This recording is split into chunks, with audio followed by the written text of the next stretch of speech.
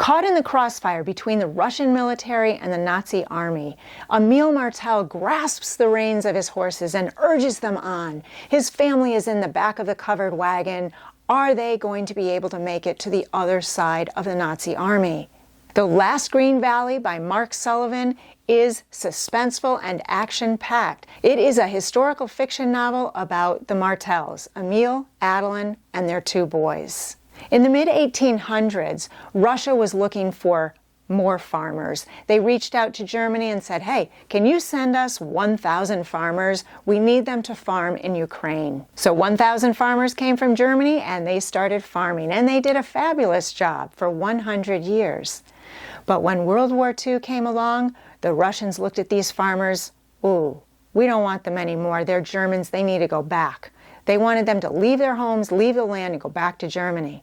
Well, the farmers look to Germany, and Germany says, whoa, you've been over there 100 years. You're considered Russian now. So not only are they in the crossfire between two armies, but neither side wants them. Mark Sullivan is excellent at writing stories. He describes the family struggles and the different opinions of parents and in-laws traveling a long distance during a high time of stress.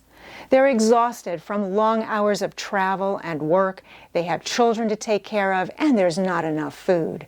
This journey will last at least 7 years, and they will be separated for most of it. During a time when there is a high threat of rape for women who don't have many rights at this time. What I thought was one of the biggest issues was Amil's guilt that had turned into fear and was starting to take over his life. Several years earlier, he had been forced to do something that he didn't think was right. It was an unresolved issue. He hadn't been able to let it go, and the shame was building up in his mind. He felt prayers were unanswered, and he was beginning to lose his faith. How is he going to get through this ordeal? And will he be able to keep his faith? Will he be able to forgive himself? Amil and Adeline have several advantages working for them. They understand farming, cooking, and construction.